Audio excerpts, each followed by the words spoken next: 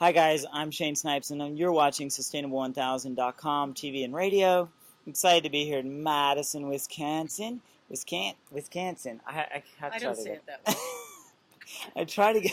I've been trying to do the accent and it's not ever really successful up Trust here. me, we don't all have the accent.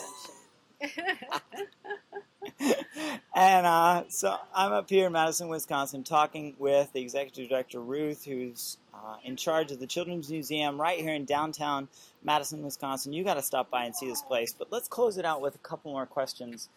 One that I got from Terrence in Washington, D.C., his question was, how do you get kids who are maybe a little more disenfranchised or maybe don't have access to the facilities or don't know about the facilities? How do you reach those kids? Well, we have several different programs, and the big one is called the Family Access Program, which means that anyone who is on any type of public assistance, whether it's food stamps or disability or unemployment, can get in for $1. And we're very liberal with that policy. If someone doesn't even have $1, we let them in. They can get a family membership for a full year for $8. So we really don't want anything we don't want any economic barriers to participation. But we also realize that there are a lot of cultural barriers to participation. If someone has not been brought up going to museums, they might not consider it a welcoming place. And so we have a 3-step process of going out to Head Starts, community centers all through the county, and working with the community coordinators there, doing programs on site in those locations, then inviting those community groups to come to the museum for their own family night, and then finally giving them the opportunity to buy a family membership if they want, or letting them know that this $1 option is available. So we really try to be open and accessible to the community. As I mentioned before, we're on major bus lines. It's easy to get downtown in Madison. We have one free evening a month, so we have completely free hours. And we're also kitty corner from the YWCA, which houses a lot of women in transition with young children, and we do a lot of interactive programming with them. So we're always looking for new ways to serve the broadest possible audience, but a full third of our audience comes in on the Family Access Program, and a full third of our memberships are Family Access memberships. So we know that it's getting out. Right.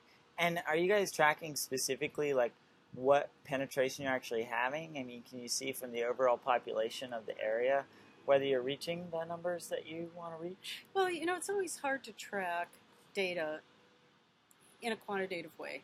We do track zip code data now with our new point of sale system, so we'll be able to see from what areas of the city people are coming. We can tell anecdotally that our audience in the new building is far more diverse than the audience in our old building was. And that's really gratifying for us because we want to reach out to the broadest possible segment.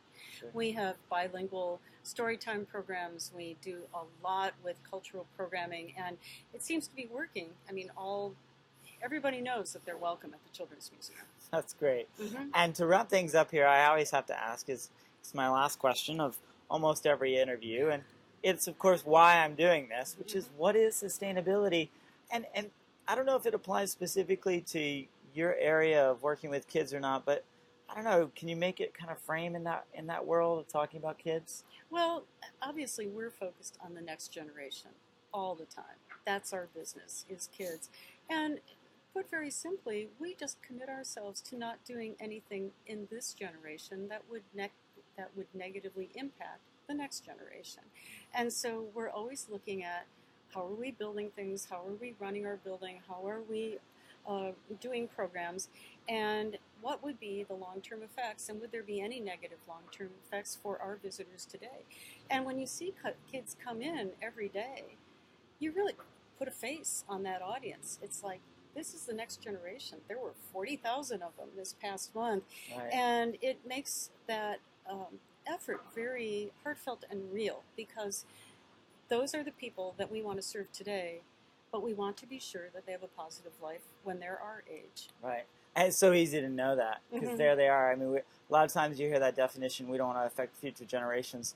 Well, there's the future generation standing in front of you. Right, exactly. Not a theoretical one, or maybe thinking about your kids or whatever.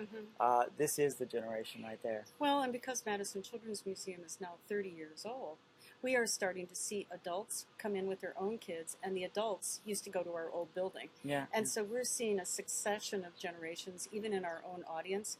That really drives it home, makes it very real for us. Absolutely, absolutely.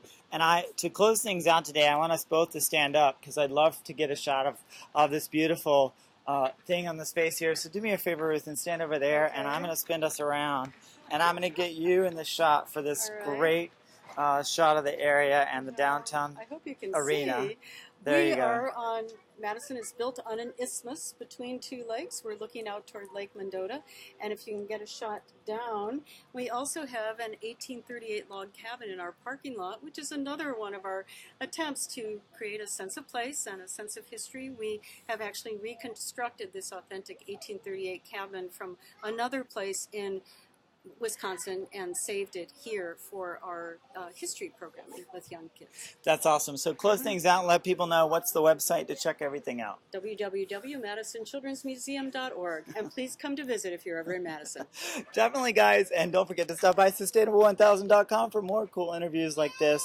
We love you, and we want to keep your questions coming. Be sure you email the Children's Museum with any of your questions because they love the feedback too. Have a great one, and see you later.